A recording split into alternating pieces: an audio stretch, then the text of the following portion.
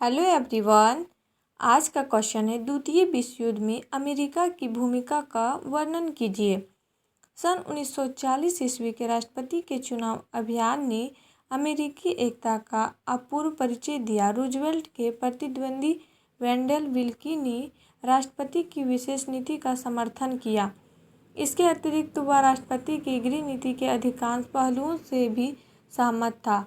उसके पास चुनाव अभियान के लिए कोई नया गंभीर प्रश्न नहीं था, अतः चुनाव में रूजवेल्ट की विजय हुई। अमेरिकी इतिहास में राष्ट्रपति तृतीय सत्र के लिए निर्वाचित हुआ था। एशिया में तनाव की वृद्धि। जिन दिनों अमेरिका के अधिकांश लोग यूरोपीय युद्ध की प्रगति का अवलोकन कर रहे थे, उन दिनों एशिया में भी तनाव बढ़ रहा था।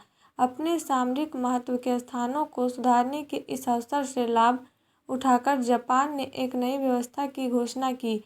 इसमें जापान ने सभी प्रशांत महासागरीय प्रदेशों पर अपने आधिपत्य की मांग की। ब्रिटेन ने संघाई छोड़ दिया और अस्थायी तौर पर वर्मा रोड से पीछे हट गया। सन 1940 ईस्वी की गर्मियों में जापान ने विसी सरकार से फ्रेंच इंडोचाइना स्थित हवाई अड्डों के प्रयोग का अधिकार ले लिया।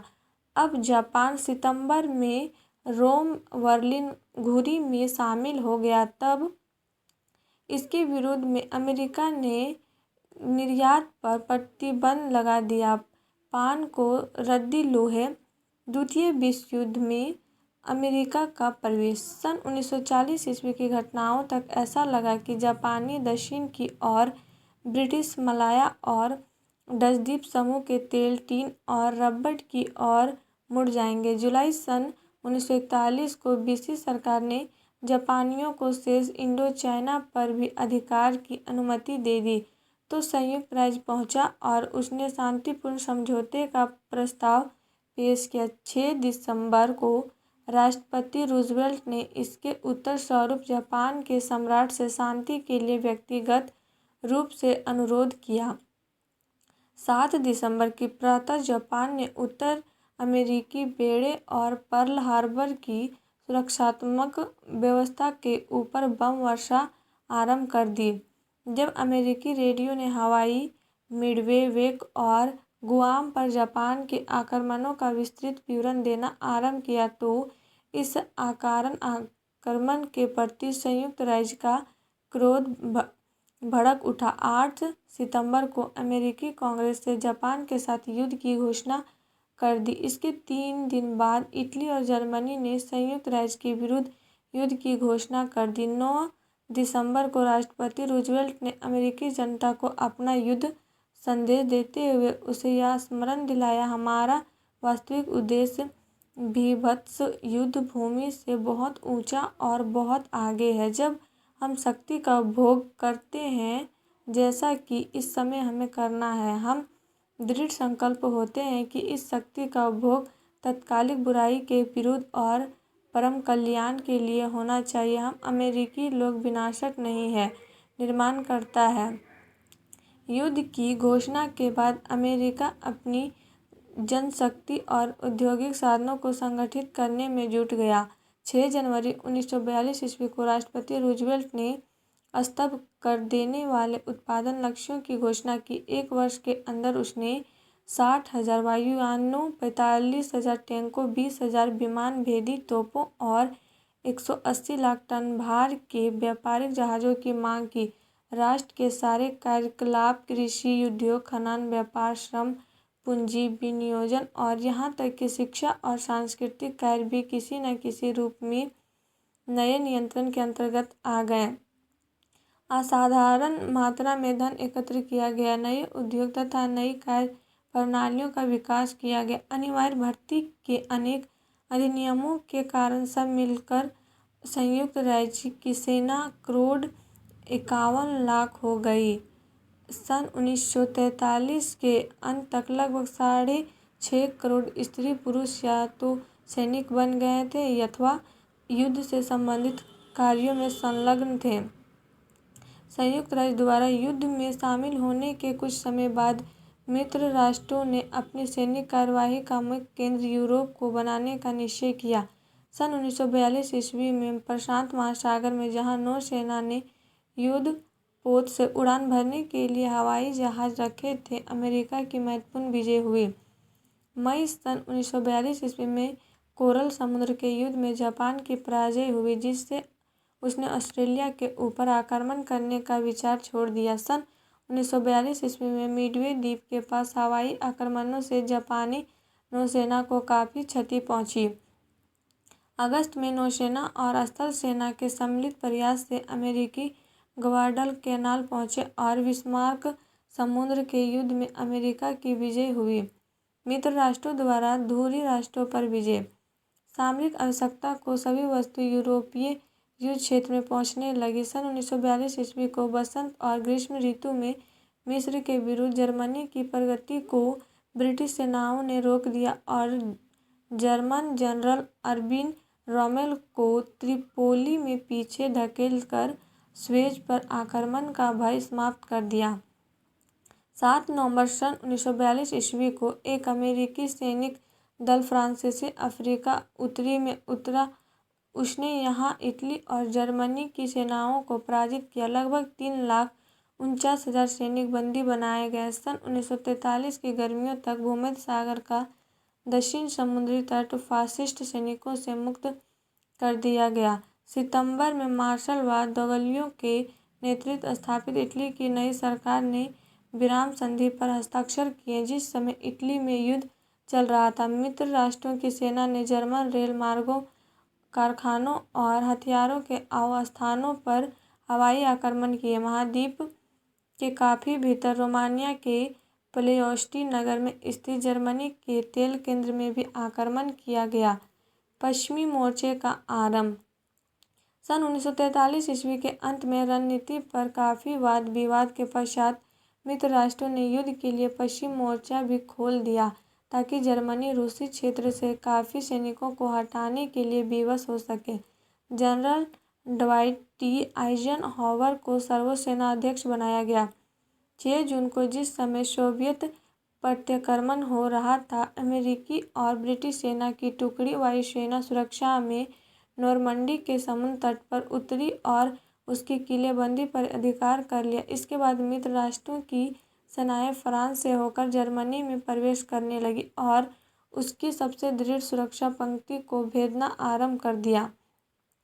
25 अगस्त को पेरिस पर पुनः अधिकार कर लिया गया। जर्मनी के अग्रिम मोर्चों पर मित्र राष्ट्रों को प्रत्याक्रमणों द्वारा रोका गया। फरवरी और मार्च सन 1945 ईस्वी को जर्मनी पश्चिम की ओर से मित्र राष्ट्रों की सेनाएं प्रवेश करने लगी। 8 मई को राइक पर जर्मनी की स्थल, जल तथा वायु सेनाओं ने आत्मसमर्पण कर दिया। युद्ध की समाप्ति। अक्टूबर सन 1944 ईस्वी में नौसेना की एक विजय हुई।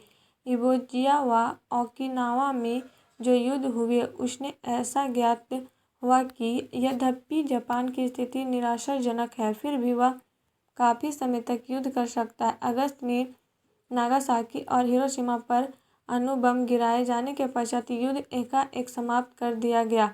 जापान ने 2 सितंबर 1945 ईस्वी को औपचारिक रूप से आत्मसमर्पण कर दिया। अंतर्राष्ट्रीय सम्मेलन। मित्र राष्ट्रों के सैन्य प्रयासों के साथ साथ युद्ध के राजनीतिक उद्देश्यों पर विचार करने के लिए कई महत्वपूर्ण अंतर्राष्ट्रीय सम्मेलन हुए। इनमें से प्रथम राष्ट्रपति रूजवेल्ट और प्रधानमंत्री विंस्टन चर्चिल के बीच अगस्त सन 1941 में उस समय हुआ जब संयुक्त राज्य संघर्ष में सक्रिय रूप से भाग नहीं ले रहा था और ब्रिटेन तथा रूस की सामरिक अवस्था निराशाजनक थी। अटलांटिक घोषणा पत्र। अगस्त 1941 न्यू फाउंडलैंड के पास रूजवेल्ट और चर्चिल ने युद्ध पोतों पर मिलकर अपने उद्देश्यों का एक विवरण अटलांटिक घोषणा पत्र निकाला। इस घोषणा पत्र में निम्न उद्देश्यों का समावेश किया गया: क्षेत्रीय विवर्धन का निषेध, संबंध की स्वीकृति के बिना कोई क्षेत्रीय परिवर्तन करने का निषेध, लोगों द्वारा सरकार के स्वरूप को निर्धारित करने का अधिकार, जिन लोगों से स्वशासन छीन लिया गया हो उन्हें इसकी वापसी, सभी राष्ट्रों के बीच सहयोग, युद्ध के भय तथा अभावों से लोगों को मुक्ति, समुद्रों की स्वतंत्रता और अंतर्राष्ट्रीय नीति में बल प्रयोग का निषेध। कासाब्लांका सम्मेलन 14 से 24 जनवरी 1943। जनवरी सन 1943 ईस्वी में कासाब्लांका में आंग्ल अमेरिकी सम्मेलन हुआ। इसमें यह तय किया गया कि बिना शर्त आत्मसमर्पण के अतिरिक्त इन किसी शर्त पर अधूरी राष्ट्रों और उनके अधीन बाल्कन राज्यों के साथ संधि नहीं की जा सकती। राष्ट्रपति रूजवेल्ट ने इस शर्त पर जोर दिया और युद्ध रत सभी राष्ट्रों को विश्वास दिलाया कि फाशिस्टवाद और नात्सीवाद के प्रतिनिधियों से कोई संधि वाली नहीं की जाएगी। ऐसी शक्तियों से उनकी अवशिष्ट शक्ति के किसी अंश को बचाने के लिए किसी प्रकार का समझौता नहीं किया जाएगा। साथ ही यह तय हुआ कि जर्मनी, इटली और जापान के लोगों के सामने संधि की अंतिम शर्तें रखी जाने के पूर्व उनके सैनिक शासकों को सारे विश्व के समक्ष अपनी संपूर्ण पराजय स्वीकार करनी पड़ेगी। तीसरा, क्विबेक सम्मेलन अगस्त 1943। अगस्त सन 1943 ईस्वी एक आंग्ल अमेरिकी सम्मेलन ने जापान के विरुद्ध कार्रवाई तथा सामरिक और राजनीतिक योजना के इन पक्षों पर विचार किया। 2 माह पश्चात ब्रिटेन, संयुक्त राज्य तथा रूस के विदेश मंत्री मॉस्को में मिले। उन्होंने बिना शर्त आत्मसमर्पण की नीति का अनुमोदन किया। इतालवी फाशिस्टवाद के अंत तथा ऑस्ट्रिया की स्वतंत्रता की पुनर्स्थापना की मांग की गई और मित्र राष्ट्रों के बीच युद्धोपरांत सहयोग का समर्थन किया गया। चौथा, काहिरा सम्मेलन 23 नवंबर। 22 नवंबर सन 1943 ईस्वी को काहिरा में रूजवेल्ट और चर्चिल जापान के लिए निश्चित की जाने वाली शर्तों पर समझौता करने के लिए चांग काई शेक से मिले। इस सम्मेलन में पिछले आक्रमणों द्वारा हस्तगत क्षेत्रों को छोड़ने का प्रश्न भी सम्मिलित था। 5वां, तेहरान सम्मेलन 28 नवंबर। 28 नवंबर को तेहरान में रूजवेल्ट, चर्चिल और स्टैलिन ने मॉस्को सम्मेलन की शर्तों का अनुमोदन किया और संयुक्त राज्य द्वारा अस्थायी शक्ति की मांग रखी गई। 6ठा, आल्टा सम्मेलन फरवरी सन 1944 ईस्वी में। जिस समय विजय निश्चित जान पड़ने लगी थी, ये लोग वाल्टा में मिले और समझौते किए। जर्मनी के आत्मसमर्पण के पश्चात ही रूस जापान के विरुद्ध गुप्त रूप से युद्ध में प्रवेश करने को राजी हुआ। पोलैंड की पूर्वी सीमा सन 1919 की कर्जन रेखा के लगभग पास ही निश्चित कर दी गई। जर्मनी के माल के रूप से भारी हर्जाना वसूल करने के प्रश्न पर विचार विमर्श करने के पश्चात निर्णय स्थगित कर दिया गया। इस विषय में स्टालिन वसूली चाहता था और रूजवेल्ट तथा चर्चिल इसके विरुद्ध थे। जर्मनी पर मित्र राष्ट्रों के अधिकार तथा युद्ध अपराधियों पर मुकदमा चलाने तथा दंड देने के लिए प्रबंध किए गए।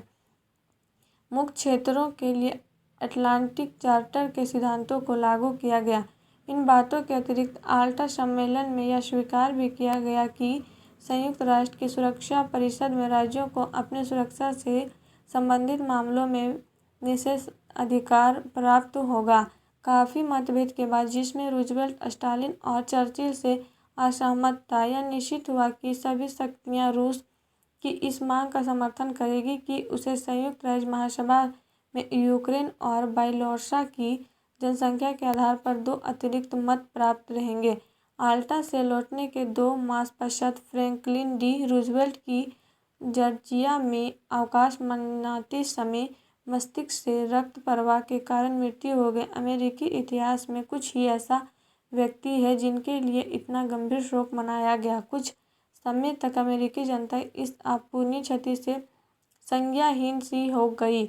इस बीच उपराष्ट्रपति हैरी एस ट्रूमैन ने राष्ट्रपति का पद ग्रहण किया। इस प्रकार प्रभावशाली नेतृत्व के एक नए युग का सूत्रपात हुआ।